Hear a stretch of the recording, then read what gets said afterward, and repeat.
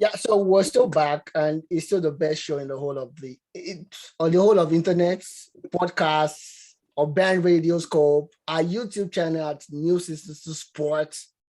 God, we're global now, guys. We're global. We're global. Appreciation, so much appreciation for Olale, Olayinka, Kachi, Sheyi. Without you guys, this show is not possible. And special recognition to our guys at a band radio scope as well for all the things that you guys have done for us thus far.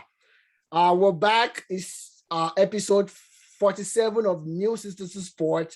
Whole lot of actions for you. We're not going to be talking so much about Arsenal. Forget the fact I'm wearing an Arsenal jersey today. Arsenal is gone. Bye bye. Bye bye to Arsenal. This decision is gone. Anyways, it's still the best show, and we're here. Olale, we want to say hi to the guys at home first. Good day, sport lovers across the world. What a weekend of sporting events. I think was it 9 years ago or was it 10 years ago? This weekend, that was the weekend Man United beat Arsenal 8-2. And on Saturday, it was City again. So they are accustomed to losing with this kind of amount in August. Guys. At the city of Manchester. Like that was a bad introduction for me to even stop this program right now.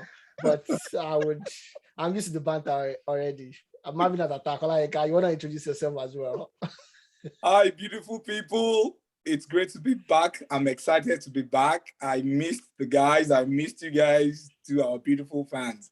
And sit back, relax, and enjoy this wonderful show today. All right, perfect. Kachi. Sports World, always happy to be here. I'm really excited. The NFL season in the US starts really soon. I'm going to delve away from saying anything about football and just tell you, sit back, relax, have a great time with the gang today. All right, perfect. Thank you very much, Kachi, for not stroking me today. Shay. Hello, everyone. You're welcome to the show today. And I'm very sure you're going to enjoy yourself. We have quite a power-packed program for today. All right, perfect. Ronaldo doesn't like anybody to take the share away from him. He literally sacked himself from Juventus just to make the sensation. The Manchester United move was not needed. Anyways, we start from other sports, gloss over the other sport. We have so much on football tonight. And don't forget, you guys, you can listen to our podcast on buzzsprots.com. We have it all listed on your Apple podcast, Spotify, Amazon, and also for others. You can listen to us anytime that you guys like. And of course, we'll be starting from the shortest race in the history of Formula One. Kachi, quickly, how did it go? Max Verstappen winning the race because of the rain and all. I guess the best way to describe it is it never went. You asked how did it go? I would say it never went. First race in the history of Formula One. And this was on the heel of an amazing weekend of qualifying where George Russell, the underdriver for Mercedes, but currently loaned to Williams Racing, successfully navigated Q3 and finished second. He was going to start on the front row for the first time ever in his career. So we were really excited about what would happen. Instead, the weather happened. Severe rainfall, heavy fog, making visibility very difficult, meant that after only 3 laps, the race had to be called off. Verstappen was awarded the race. George Russell got his first podium, finishing second, and Sir Lewis Hamilton finishing third. The only thing now was that they did not get full points for this race because yes, more than 2 laps, but they did less than 75% of the race. Sir Lewis still leads the Drivers' Championship, but only barely as it is right now. Everybody did not want to race on Monday. They decided to race over the weekend, but they decided that whatever the FIA would do is what they should do. They needed to get away from Spa, and it's on to the next one. All right, perfect. And of course, Manny Pacquiao, after the heavy bouts of blows to his head, could not open his eyes the following day. I need to be spoon-fed by his wife. We wish him well and we should get back into his best very soon, at least to be a normal human being. And of course, Wilder is saying it needs just 5 rounds against Tyson Fury. I wonder how he's going to do that. Jonathan Wilder reminds me of Burna Boy that could not sell out O2 Arena, but still goes on here to say is the best for some strange reasons. Sheyi, I know you want to say something about it, but because we have so much on football, I'll just give you like 2 seconds to tell us something about that. Anyway, let me just quickly wrap up that. I think Wilder is, let's give him the opportunity to say whatever he wants to say. I still believe when it comes to heavyweight boxing, you should do the talking in the ring. That's why we prefer some boxers. I will not name names right now, but let's wait till October and see if he can actually back up his words in the ring. He has been training hard, no doubt about that. But of course, you know the boxing abilities of of the Gypsy King always play out. All right, perfect. Of course, we expect a rough ride for Martino Joshua next month against Usyk. But we're looking forward to the match. That's going to be sometime in next month, I think September 5th or 3rd, if I'm not mistaken. And of course, the preseason for the NFL is starting. And no more preseason games, right? And it's starting properly. Kachi. Yeah, so this weekend is the last weekend for preseason games. The NFL officially starts with the defending champions, Tampa Bay Buccaneers, facing America's team, Dallas Cowboys, on the 9th of September. One major thing happening this year is we now get 17 regular season games as against 16, which gives room for more records to be broken and more exciting touchdowns, runs, and throws. One thing I should mention was the NFL recently concluded the top 100 players based on last season, and Kansas City Chiefs quarterback Patrick Mahomes was selected by his peers and contemporary as best player in America. So it's going to ahead of Aaron Donald of the LA Rams. Third was the current MVP Aaron Rodgers, the quarterback, and fourth was if I remember, either Jalen Ramsey, but I can't really place it. But the top 3 was Patrick Mahomes. Second was Aaron Donald, who to me I still think is the best defender. But okay, was this defenders or best players in the NFL? In the NFL, top 100. How come I can't? Am I mistaken? I can't hear Tom Brady's name. Tom Brady came in 7th. He was elected 7th best. Okay. All time. Say no more. Say no more. That selection is just a joke for me. Say no more. Say no more. And of course, Alexander Zverev has come out to deny the allegation of beating his girlfriend to stupor. We wish he's going to overturn this. So it's not going to be an address to his blistering career right now. Novak Djokovic would be equaling the record of Rod Laver of the calendar year Grand Slam if he wins the US Open, which ideally we all think he will or he should, ideally. And of course, Rondo is likely to join the Lakers after his buyout. And the NBA requires all referees to be vaccinated before they can refer in the NBA, which is a very good one and a good time for all of us that are looking forward to people to get vaccinated. Just a little bit of impression, or should I say a word of advice: get vaccinated. COVID-19 is actually deadly. And of course, the Bulls will sign and trade Mark Carroll to the Cavaliers off-season. So we look forward to that as well. We'll go on a quick break right now. When we come back, we'll be dissecting the Champions League, even though Arsenal is not there.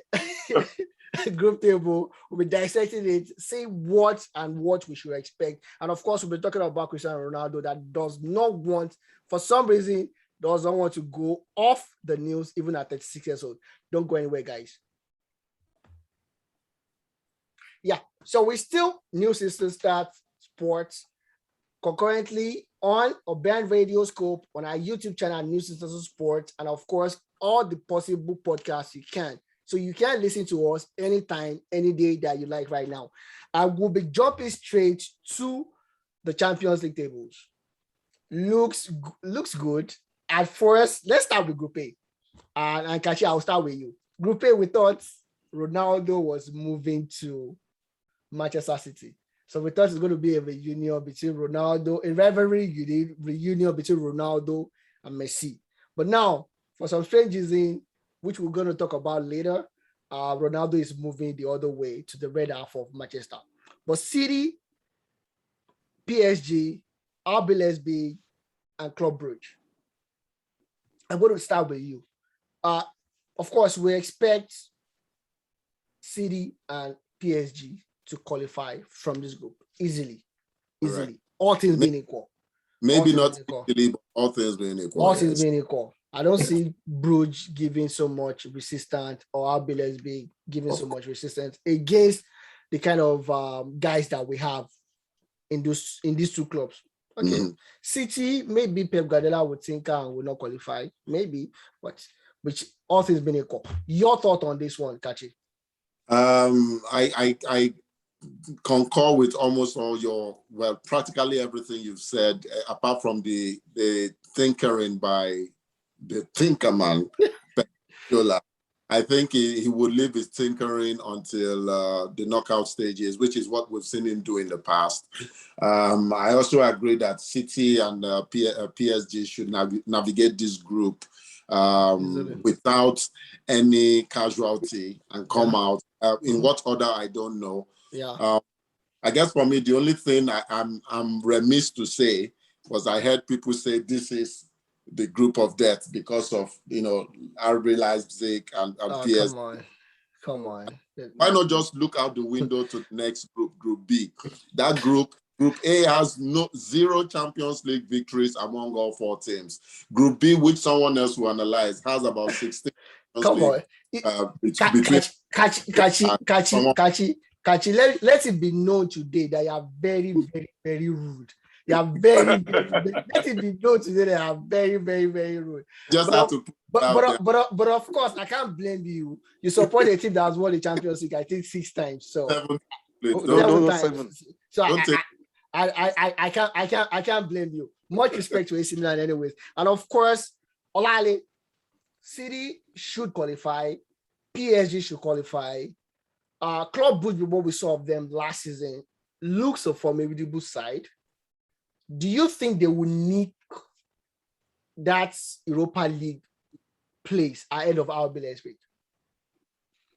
No, for now, I think I'll still go for RB Leipzig as the favorite to nick the European spot. But my fear for them is, I think they've lost a lot of their their personalities from last season.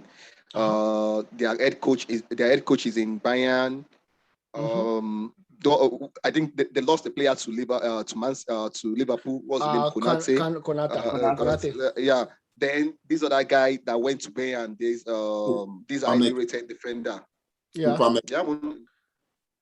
Yeah. So and again, news coming out from Germany today is that Sabitzer might likely be joining Bayern too. Bayern Munich as well. Again, so that's too much of turnover of personnel. So that could make them a bit not too formidable. But again, it's a German side.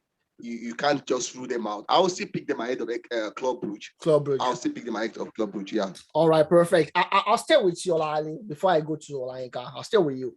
Atletico Madrid, Liverpool, Porto, Milan. Milan is not who they used to be. I don't care what Kachi thinks. Anyways, they're not what they used to be. I agree with you. Liverpool, they have. I keep saying it's. I know Olayinka disagrees with me now, but they still have the best coach in the world, as far as I'm concerned.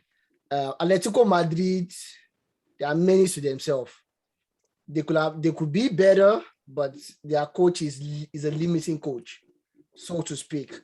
And Porto, they have Sergio Conceição working wonders with limited budgets on that side of Portugal. How do you think this group will pan out? Yeah, on paper, it's let me say it's an easy call. You have to just to pick. You have to go for Liverpool and Atletico Madrid. But Milan returning to the Champions League for the first time in probably 7 or 8 seasons. I stand to be corrected. I'm not sure the exact number of years, but I know it's been so long.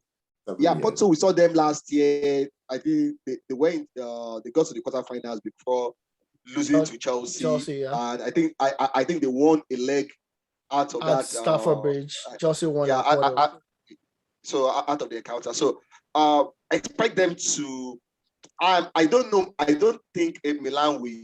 I don't think Milan will be of much. I don't see them qualifying. I don't see them probably putting on any real show in this group. But for Atletico Madrid, there seems to not really get the attacking mojo right. Not a high scoring side. And last year they struggled. They struggled to even qualify from the group stage last year. If Atletico Madrid doesn't get their hearts together, I see Porto giving them a run for their money. But I think Liverpool will qualify easily as the winner of this group. The group. Olayinka, Atletico. We know Atletico. That's Sheyi's team in Spain. I've forced them on Sheyi at least till Diego Simeone leaves Atletico Madrid, because Sheyi likes Diego Simeone. But we know the kind of football they play.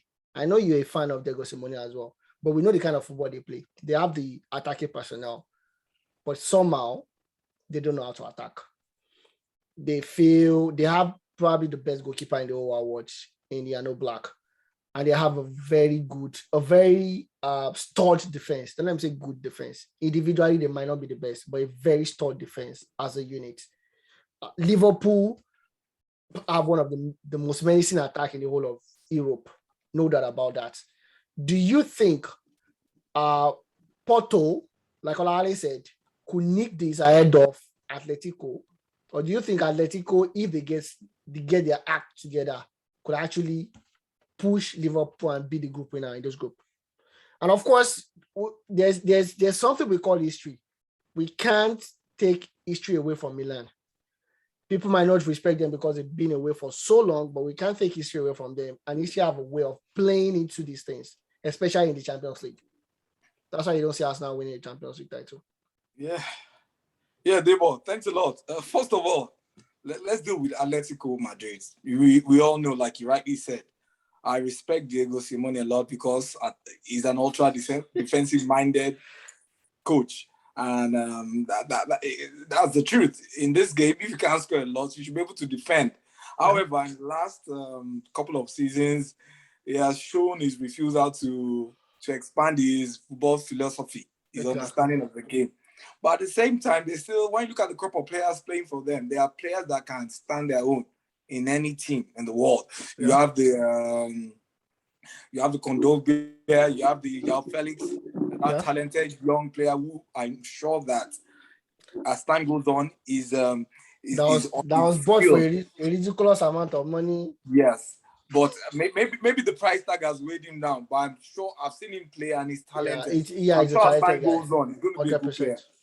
Well, now talking about, let's look at the Liverpool Atletico match, for example. When you look at the fact that Liverpool, I'm sorry to say, they are my team, but Klopp has shown a tendency to be unidimensional in his approach. Yeah, you understand? 100%. Everybody understands that. Everybody understands the Mane, Salah, Firmino combination. They understand that they interplay, which is unidimensional. So all you need to do is just sit back. Atletico is well set up for that. They have defensive personnel Yeah. to just sit back, absorb the pressure. Yeah. Yes. So I'm hoping that Klopp will look at the fact that he needs to probably get an out-and-out striker, so that there will always be an option of pump the ball up, let the striker get the ball, and try and put in a couple of goals. Yeah. However, after saying all of that, I know that Liverpool, I mean, when it comes to Champions League, they're always a force to reckon with. They're going to qualify either first or second. Then Milan, you know, we have a score to settle with Milan. Liverpool has a score to settle with them. You already did. You already did. Please, you No. did. You did already in 2007. You did. We still have a score to settle. Oh, okay, sorry. Okay. Liverpool have a score to settle against Milan. Oh, yeah. Sorry. We won in 2005. Yeah, they won in 2007. Year, right? Yeah. So there is no score to settle, I beg. There is no score to settle. It's 1-1. It's 1-1. Take advantage. Milan, they're coming back after some years off. They've lost some key personnel in the likes of Donnarumma, who we know probably kept them where he kept them. He put them where they are. Where they are at the end of the season. They're going to miss him so much. Milan, to me, it's going to be like a lesson. It's going to be like a teaching process. A reabsorption process. I don't expect them to go further. I mean, in the Champions League. And let's write up Porto. Porto has some good players. They might eventually shock a Milan or even a Madrid, like you said. But I see Liverpool qualifying for the Champions League. Okay. And maybe Porto nicking a Europa place. Oh, okay. We'll go back to who you are choosing anyways. I don't want to say that just yet. Sheyi, I'm going to come to you now. We're going back to Portugal. Sporting Lisbon, Borussia Dortmund, Ajax, and Besiktas. It looks like a group of I'm not better than you, you're not better than me. To me, Dortmund unarguably is like the worst or the most inconsistent team in the whole of Germany, given their quality. Sporting is just Sporting.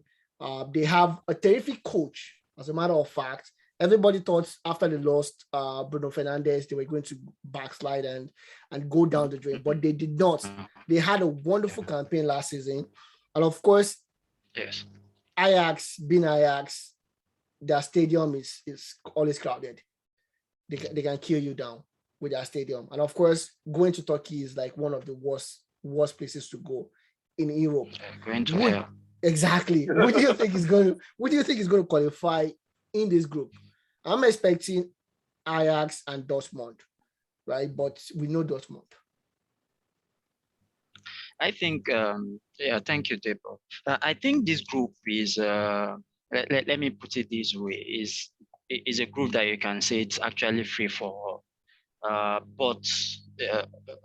However, I'll still put Dortmund ahead of the others. I believe that the experience of Dortmund's players over the years in the Champions League and actually playing against teams like Leipzig and Bayern Munich in the German league sets them a little bit apart from this set from the rest of teams. The team. Definitely, of course, if you look at their quality also, you can't compare to the rest of the 100%. teams. So I'll definitely put them ahead of this particular group. Now, looking at the remaining three, they could easily pass for a second in this group. But looking at the Sporting team that actually did quite well, I still believe they had a better campaign last year than when Bruno was with them for exactly. 2 or 3 years. They won the league. Exactly, they won the league, and seems they play more as a team rather than having star players around them. Exactly. I believe that will continue this season, and of course with a fantastic coach that also that's also in charge of this team. So I'm actually giving them a young guy as well. Because yes, I think the coach is like 37 or 38. A young guy. I can't remember. Or even his early 40s thereabouts. Yeah. So I think I'll put him ahead of the other two. I know Besiktas will probably now be the team that will determine who is going to follow Dortmund. Whoever goes to Besiktas, and I decide get, not to pick yeah, the I great get a point will good, probably be I the get one. a good result in Besiktas could Good achieve it. result will probably be the one that will drop out of this group. Okay. All right, perfect. Thank you very much, Sheyi. Kachi, I'm going to come back to you now. A repeat of last season. Inter Milan, Real Madrid, Shakhtar, and Sheriff. Sheriff, the policeman.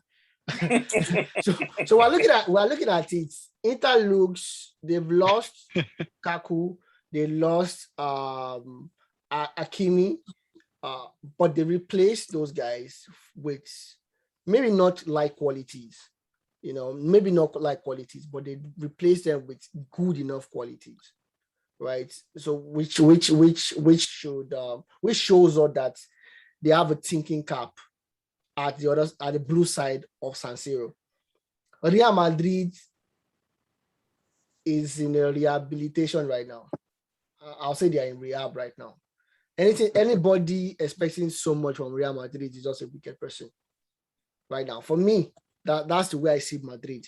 Shakhtar, they are not the way they used to be when they used to turn out all these unknown Brazilians that will go for big money name. We saw what they could do last season, right?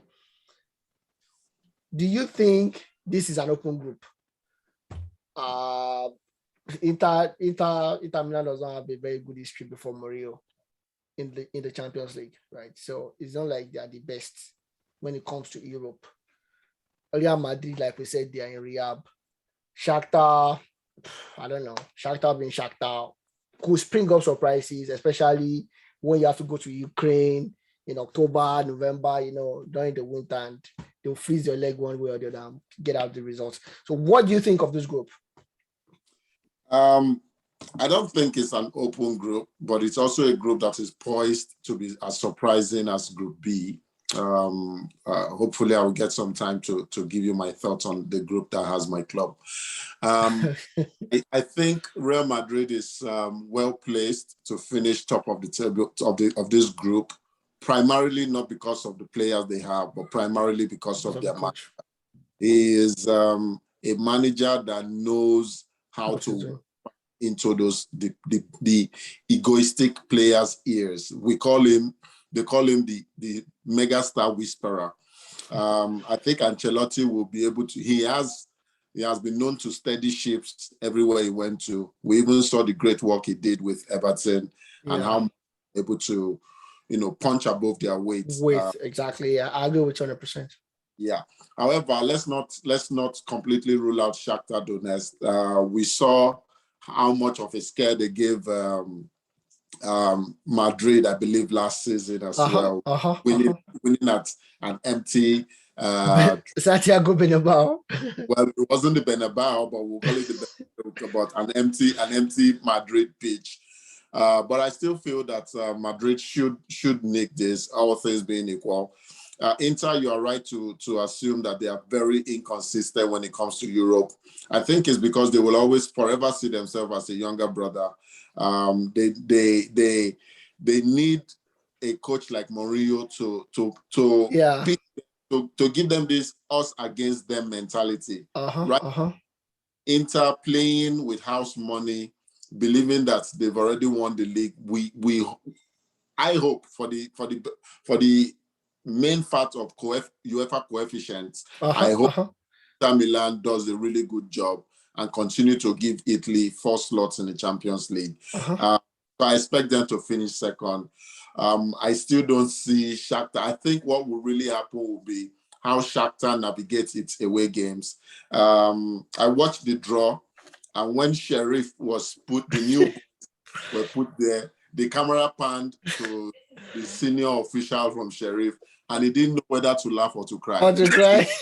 He out there, I saw the emotions, like incredulity to, oh, well, we're going to get 3 fantastic home games and make some money. There's no chance for them continuing. But it's an amazing story that in their very first campaign in the Champions League, they will be having 3 major home games. Exactly.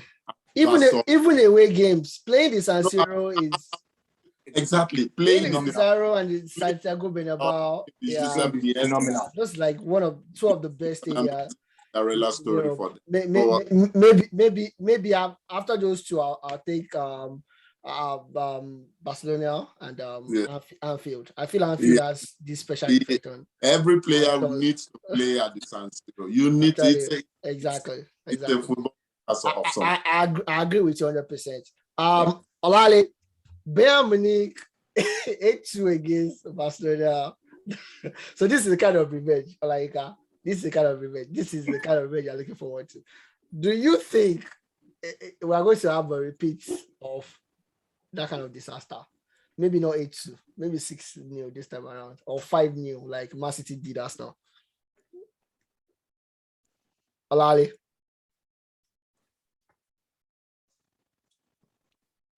I don't think so. Despite the fact that it's a new era at Camp Nou. No Messi. It's the end of this is a post-Messi era. A post-Messi era for everyone. So it's gonna be. It looks dicey. Yeah, I don't think so. I think it's a post-Messi era for everyone. No. The truth is this. Yes, I think Bayern feel right to go qualify from that group.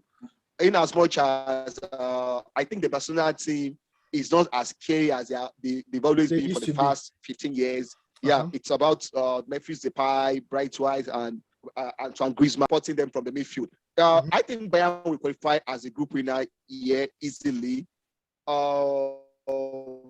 But I think Benfica and Dynamo Kiev will probably fancy their chances against Barcelona. Like putting the name aside, they will feel like it's a team they could go toe to toe with.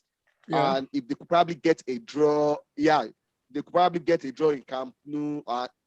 It's something they might fancy themselves going through. But notwithstanding, I'll still pick Barcelona as the second place team. You can't rule out an upset from this group coming from Benfica or probably Dynamo Kiev.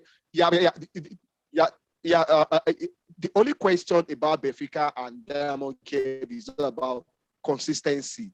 We've seen teams coming from Ukraine, Portugal. We saw Shakhtar Donetsk last season. They started the group stage very well. Just of a sudden, they couldn't maintain the momentum. Exactly. So that would be the question we will need to ask of Benfica and Dynamo Kiev. Right. Yeah, but I think Bayern will qualify as a group winner. Barcelona is right for second. But I think Benfica will probably give them a run for their money. All right, perfect. Thank you very much, Lali. I disagree with you on Benfica anyway. I think Barca for second place. Yeah, I know you did. I'm saying Benfica and Dynamo Kiev will give them a run for their money. Maybe Dynamo Kiev could do something unless Benfica has fixed something over the summer. Unless they fix something over the summer, they're like one of the worst teams that I've seen in a very, very, very long time. That's like the worst Benfica team I've seen since I started watching ball. I'm going to come to you now. Villarreal, Manchester United. A repeat of the Europa Cup final. We'll definitely see that. Atlanta, we saw what they did at the Champions League last season, and we see what they're doing in the Serie A right now. And of course, young boys, if I'm not mistaken, are in the group as well. Who do you think is going to go through? United had the same. They had the same scenario last season. We felt it was going to be, and this is right for them, but they did a United for us and failed woefully and dropped into the Europa League. Wale, Debo, yes. Last year, like you said, they didn't have a certain CR7 Ronaldo there. Maybe that was how they feel. Oh, that's true. Oh, wow, that changes everything. Oh, I forgot. Apologies to the good association. And Champions League variant. Exactly. You see, United, when you look at their composition, they're just they have great players, and I just see them getting better. I see them getting better. Now, obviously, you are going to say that people might think it's going to be a straight fight between United and Atlanta. And I wouldn't be surprised if it turns out that way. United has the personnel, the return of CR7, they have Varane, they have a whole bunch of players. And like I said, they have players that can give you multiple options. I mean, if they want to go straight down the middle, they have a Cavani there. If they want to juggle it around and use young, talented boys, they have Greenwood, as we saw recently. When in their last match, Mason Greenwood started as a top striker. So they have the personnel to take out everybody, take everybody to the cleaners. However, we know Atlanta, they blow more of hot than cold. In the last 2 seasons, they've had some terrific players. They play some terrific football that at times you are like, I mean, they should move on to the finals and win the cup. But when it's time for them to deliver, when it's time for them to deliver, you see them just cowering and just putting every foot wrong. For my own, United is going to take this group. The group. I don't want to say with maximum points. I don't want to say that. They'll take this group. The second place will be probably taken by Atlanta. Villarreal, yes, they're a good side, solid side.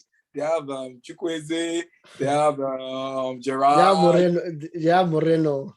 They have Moreno, Gerard. They have Capo. Gerard. Yeah. But I mean, I you don't see them. So you're going for United and Atlanta, right? Atlanta, yeah. All right, perfect. Shay, Lille, Sevilla, Salzburg, and oh god, I can't even see my own handwriting. I think Wolfsburg. Wolfsburg. Yeah, what do you think is going to go through? With all due respect to all the teams. So Shay, you said all due respect to all the teams in the group, right? Yeah, with all due respect to all the teams in the group,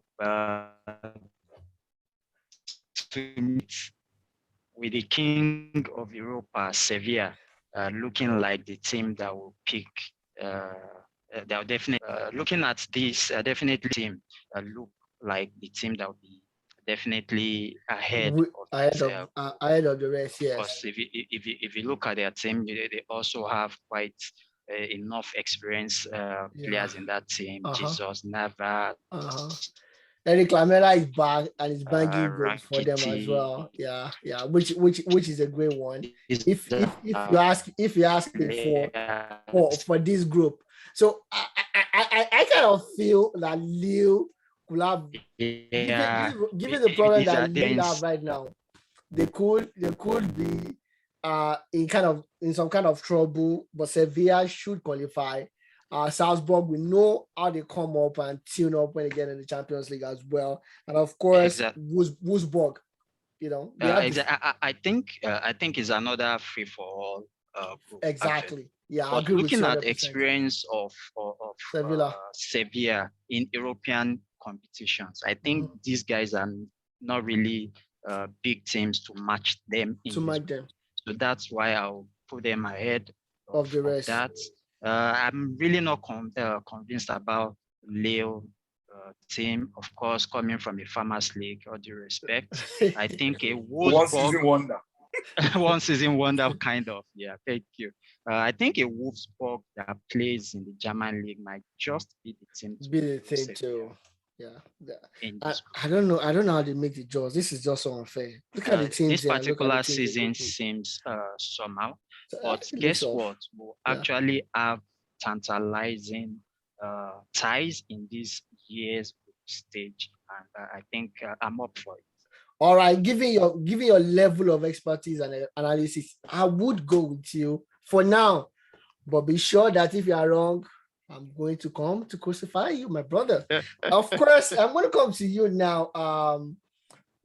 Kachi, I believe, yes, Kachi, Chelsea, Juve, Zenit, St. Petersburg, and Malmo. Malmo does not have, of course, they don't have Zlatan Ibrahimovic. So I don't know what they want to do in the Champions League. Zenit's been going downward for quite a while now, but they still have a star in Malcolm, who actually won the gold medal for Brazil at the last Olympic Games. Juventus looks to be in the rehab right now, just like Real Madrid. Expecting anything big from them is not going to be fair. And of course, Chelsea are the defending champions. They look like a solid team all around. So I think Chelsea should take this, but who do you think would take second place? I think it's still going to be Juventus. You mentioned it rightly during the last analysis of Group B that history and antecedents plays a major role in especially in Champions League football. Yeah. Juventus, they have the new tactical news, individual brilliance from the likes of Paulo Dybala and Federico Chiesa I also just quickly did a quick deep dive into Zenit St. Petersburg, and I noticed that in their last 8 European games, they've lost 7 and drawn 1, which lets you know that they are not a threat. They're not the one for the big. With a gold medal winning player like Malcolm still in their team, and Malmo, they will be more happy with the revenue they will make from hosting 3 games and be part of the 32 than against them expecting to cause an upset. I expect it to be Chelsea. Just the way the draw was done is how I expect it to end. So it's going to be Chelsea, Juve, Zenit, and Malmo. All right, perfect. So before we leave the Champions League, I just want a little bit of commitment from you guys, right? It's not gonna be evenly distributed, so forgive me. Kachi, I'm going to start with you. Group B, who's going to qualify? Atletico, Liverpool, Porto, Milan. Realistically, or as a fan? Both. Realistically, I think it's going to be Liverpool and Atletico. As a fan, and especially if Milan makes the Giuseppe Meazza, aka San Siro, a fortress, expect it to be Liverpool and Milan. All right, perfect. Olayinka, City, Paris, Leipzig, and Club Brugge. City and PSG. PSG. That was simple, actually. No doubt about it. Olale, I need to give you the hardest one anyways. So it's going to be Sporting Lisbon, Betis Stars, Ajax, and Dortmund. I'm going to write it down, Olale, and I'm going to come for you. I hope you're Sporting what? Sporting Lisbon. Sporting, yes. Sporting, Dortmund, yes. Ajax, and Betis Stars. Wow. Yeah. Dortmund they will qualify as group winners, no matter how inconsistent they are. Okay. And the second? Benfica and Sporting Lisbon. Yeah. Sporting Lisbon. Okay. All right. Perfect. Shey, Inter, Real Madrid, Shakhtar, and Sheriff. Okay, I think I'll stick with Real Madrid and Inter. And Inter for it. Okay, I think they both have enough. All right, perfect. So you stay with you, Chelsea, Juve, Zenit, Malmo. What do you think is going to qualify? Chelsea, Juve, right? Chelsea, I think definitely will qualify from this group. Either as top winners or second, whichever way. Juventus that I saw over the weekend are not convincing. I don't know what's going to happen to them post Cristiano Ronaldo. Gone. But I still think I have to give it to them. Chelsea, Juventus, they're first or second. All right, perfect. Olale, I need to give you another hard one again. Lille, Seville, Salzburg, and Wolfsburg. Who's going to qualify? Lille, Sevilla, Salzburg, and Wolfsburg. Yeah. Of course, it's going to be Sevilla and Wolfsburg. Okay. All right. Perfect. Olayinka, Villarreal. Okay, I'm not going to ask Olayinka this one. He made the analysis on it. So it's going to be Bayern, Barca, Benfica, Dynamo Kiev. Bayern, no doubt about it. Number one. Yeah. Maximum points. Then the second, you have to, look, historically speaking, give it to Barcelona. All right, perfect. Yeah. Okay. Kachi, Villarreal United, Atletico Madrid, Atlanta, sorry, and Young Boys. Atlanta has been depleted, losing about 2 or 3 of their key players. So, and I watched them play a very boring 0-0 draw over the weekend versus Bologna. Okay. But that doesn't mean that their style of football will still be at risk. I think Atlanta, they are coming to stay. Man United will come out of that group either tops or second, I don't know, but I think Atlanta is the dark horse and they will get the second spot there.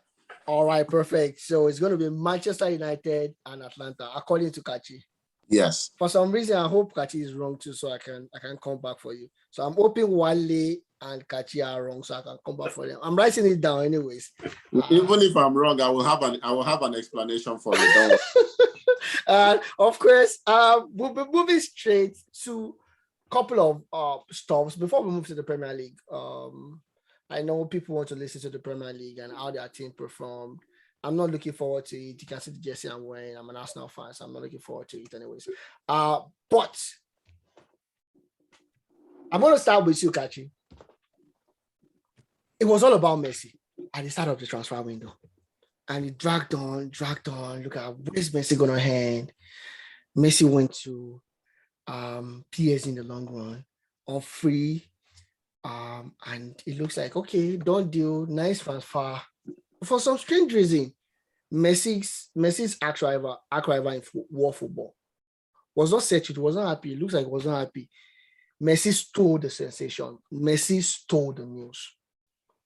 There was nothing wrong. Ronaldo had 1 year left with Juventus, and we said this last week. That Ronaldo, why is Ronaldo asking to be on the bench? Ronaldo would never ask to be on the bench. So we questioned that last week. Unfortunately for us and for everybody that listened to us, we were right. We were right. And it looks like Ronaldo wants to go just be in the news for some reason. Like, okay, I'm 36 years old, but I'm still one of the greatest players of all time. And that's exactly what he did. It was touted to PSG. PSG refused him. There was a form of negotiation with Manchester City, and it was looking like it was destined to go to City. Suddenly, we don't know, according to the feelers that we had and the information that we got, Sir Ferguson called him that you can go to City. We might not need you in Manchester, but for the fact that you want to go to City, Manchester United wants you. So you need to come to United. Ronaldo took a pay cut to go to United. It was earning £500,000, according to the news.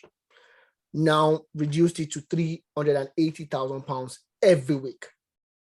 Do you think this? Okay. Do you think Ronaldo just wants to be in the news? That's my first question.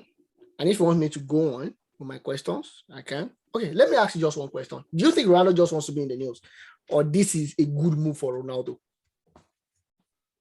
I think it's a little bit of both, but heavily tilted towards the fact that Ronaldo wants to be in the news. He wants to be relevant. He sat back and saw how the media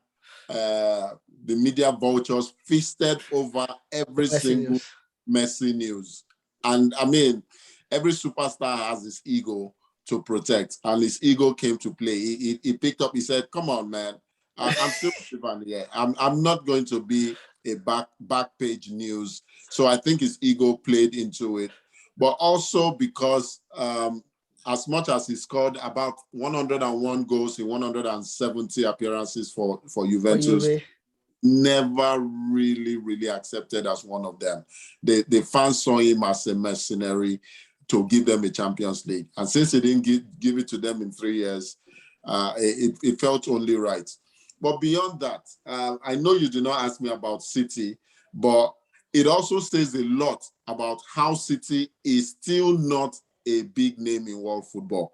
I'm saying so because they spent £100 million and they got neither Messi nor Ronaldo. Ronaldo came. No, Harry Kane.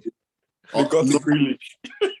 They got a Jack Grealish, who, in my opinion, is not an improvement to the team. Rather, it's just an addition to the current depth that they've always prided themselves in having. It also says a lot that Messi, upon hearing that his contract will not be renewed did not pick up the phone and Oh, call Guardiola. that I want to come to City. Make it happen. It didn't make it happen. So to come back, I digress. To come back to your point, ego played a big part.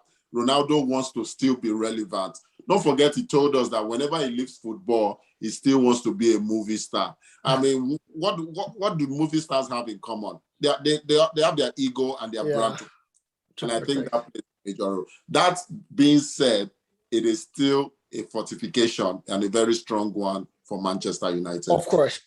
Olale, I want to come to you now.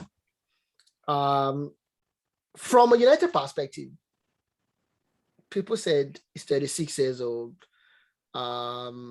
He doesn't have those kind of flair again. But an hour after Ronaldo joined United gained 1 million extra followers on Instagram. The announcement of Ronaldo on Twitter had 1.9 million likes on Twitter. He had 12.3 million likes on Instagram. That is the most liked post for a sporting star. So that means we are considering where Kobe Bryant died. We are considering when LeBron won his championship. We are considering when Tom Brady won his championship. This is sporting. And the stock of United rose by 8% on Friday, just by announcing Ronaldo. So let's look at it. I want you to look at it from an economical point of view for United and what Ronaldo brings as a cherry on top on the field. Even off the pitch in the dressing room, he's 36 years old, won 5 Champions League, masterclass, if not the best of all time to some people, one of the best of all time to most. So I want you to consider on the sporting side and the economical side. Yeah, I think Friday was probably one of the most dramatic day in, let me say, football transfer history, because as at 12 noon, it was as good as Ronaldo was heading to City, but there were a lot of work in the background, a lot of most United former players, especially those that played with Ronaldo, felt this is like an insult, seeing probably the player you consider as your legend or the best player. Of course, Dennis Law did this. He moved to City. What do you call it? Andy Cole played for City. Schmeichel played for City, but City were not who they were. Exactly. Who they are now. Right now, yeah. Then, so yeah. So you could consider. But from your question, from the economic point of view, I think we should rather even look at it from the owner's point of view first. For the past few months, they've been battling to be in the good books of the fans. They've been doing a lot of things in the background to get the fans on their side. A lot of United fans are not really convinced about the Glazers' plans for United. Yeah. Most fans believe they've taken more from the club than what they've given the club. The club, yeah. So I think they saw this as an opportunity to get the fans on their side, which I think, yeah, they were successful about. 100%. Because since the mood within the club, the fan base has changed since the announcement of Ronaldo deal. So you don't expect any fan to probably talk about, what do you call it, negatively about the Glazers now. Of course.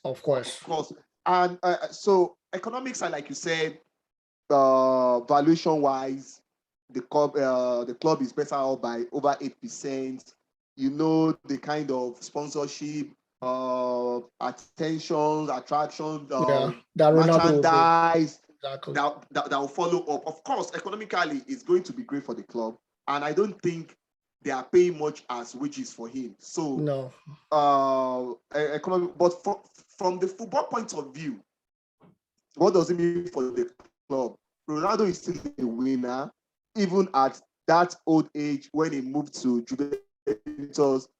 I think it was the highest goal scorer for the last 2 seasons, or was it how many seasons? Yeah, out of the in the 3 seasons Champions spent in Italy. So Oh, okay, yeah, okay. it's still very competitive. Yeah, it's still very competitive. Expect him to bring in that is competitive drive into the dressing room. Expect him to challenge some of these young guys. Expect him to get into the face some of these guys. Like, we need to do this. So, but is the coach prepared for this? That's the story. That's the story for another day. Olale, let's leave that. Let's part of the football side. Yeah, let's see. It's part of the football side. You ask me. Let's see, Olale. Let's see when he brings out his team list, and let's see how he uses Ronaldo. Right? Let's see it. I agree with you 100%. I don't trust Ole tactically. I think he's still naive. I think he just has the Arsenal. It's not better than Arteta. For me, I stand to be corrected anyways.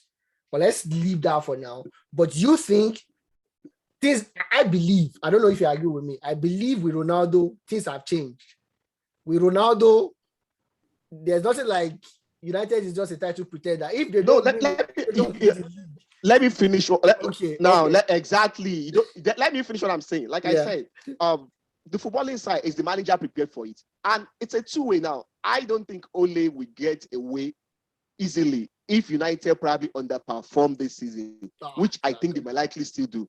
But I don't think Ole will get. If United didn't perform well, a lot of people will call for his head. Of course. And I don't think he's going to get away with it this time. Of course, you can't have a Ronaldo and underperform. If you have a Ronaldo, you underperform. Yeah, in for it. I wanted to quote Olale on this one. Before I come to you, Olayinka, I want to quote Olale. I don't know if it was Olale that said it or if it was Kachi, but I know one of the two did, and I want to read what they said, word for word. Just give me one quick sec.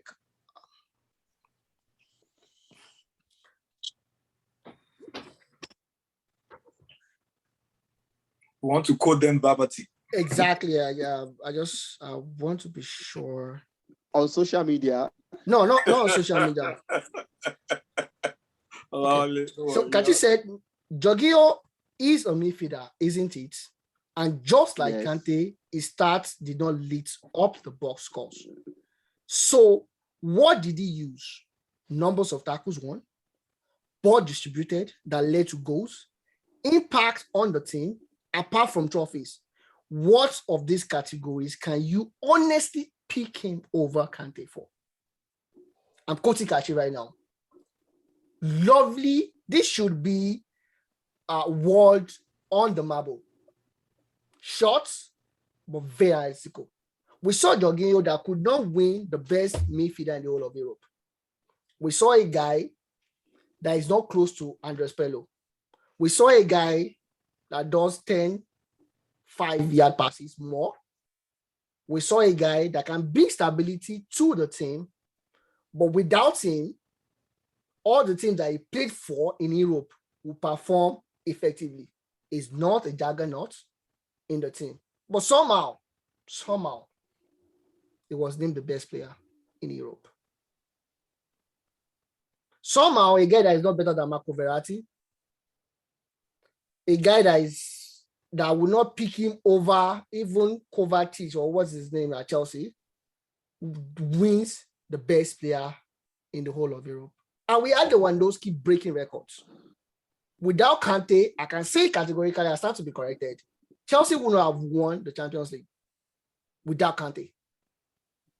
But somehow, Verratti that, Jorginho that if we remove from the Italian team, Italy will still win comfortably. It wasn't even the best midfielder in the Euro Cup. It wasn't the best midfielder in the Italian squad, but somehow he's the best player. I know Lawale doesn't like when we play the race card. But does this have to do with the color of skin of Kante? No. Or his non-marketability? Because I'm pretty sure I'm asking Olayinka, if Paul Pogba was the one that did what Kante did last season, I'm pretty sure he will be the best midfielder and the best player. Olayinka, I'm posting it to you because I know you are being support of Jorginho being the best player? Yeah, Debo, yes. Honestly, I'll say it anywhere, any day, anytime. That I agree with the selection that we have. I agree with them. Yes, Kante. Football nowadays is not judged on when you're there or you play 3 matches, you win man of the match awards. It starts with your consistency. It starts with your importance to the team is not just about you coming and rising above each and every person. Are you the missing piece? Do you knit the team together? I mean, when Jorginho came into Chelsea, his first few matches were topsy-turvy. It was not showing someone who could actually carry the responsibility of marshalling the midfield on his shoulders. But when you look at the fact that as time went on, in the last 3 seasons, right from when it was bought, he began to display leadership qualities. He began to display the ability to bring teams together, to cohesion. I'll call it cohesion. Yeah. And I see him as our own Liverpool's own, what's his name? Henderson. He's someone that is like a rallying point. Fine. He might not have the defensive acumen or tenacity of the Kante. He might not have the lungs of the Kante, whereby he can run from morning to night. But when you cannot take the fact that he has been consistent, he has been there. Even look at the last match against Liverpool. His presence on the field was very key. He was one that held the midfield. He was one that held the midfield that starts in front of the defense. He held it and he stood firm and he was stout all through. So as such, when you look at Kante, yes, there's no doubt about it. Kante is a great player. But I mean, I really believe that Kante wasn't shortchanged, but because of the fact that France did not win the Euro Cup, that was what took it away from him. If Italy had not won, Kante would have been. Of course, hello guys. We can as well give it to No. There's something you are not getting this right. Please, let's differentiate this thing. This award is the UEFA Champions League award for last season. Oh, it has nothing to do with European competition. Okay, so it was even UEFA Champions League, but they still gave it to Jorginho. Okay. No. Olawale. I think the competition it counts. No. Okay, see, wait now. Hold on, you guys should go and check this now. Hold on, guys. No. For the coach award, okay, for the coaches. How come Massini was there? Yeah, how come Massini was there? One of the so of course they considered the whole of Europe. So that actually says they have brought in the competition into that. Okay. So that being said, I think the Euro Cup counts, and I think that is what made Jorginho win this particular award. Without that, I see no reason why he should not. Shay, we can give it to Emerson as well. Emerson too won the Champions League. But we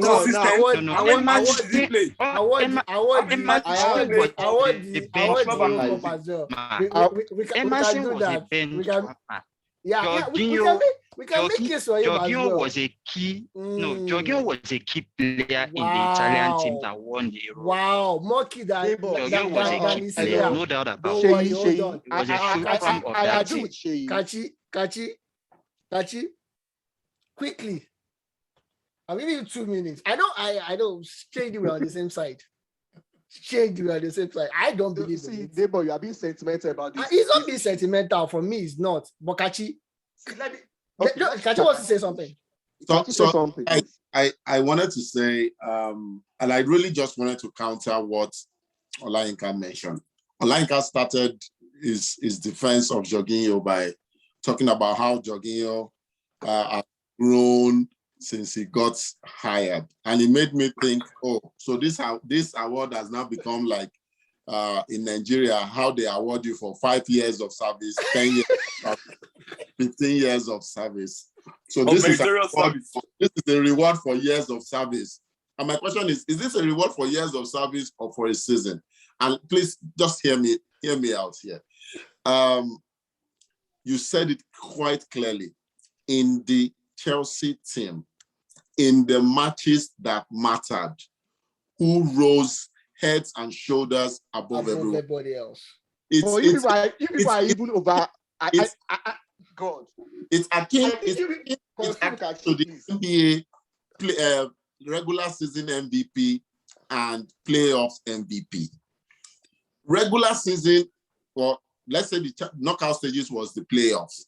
If this was the NBA, who, in your opinion, would have been NBA playoffs MVP? If this was the right, who was it that I love that making the defensive stops, without making the key passes that knocked out Real Madrid, without running from France to Russia to England? Who was the Energizer Bunny?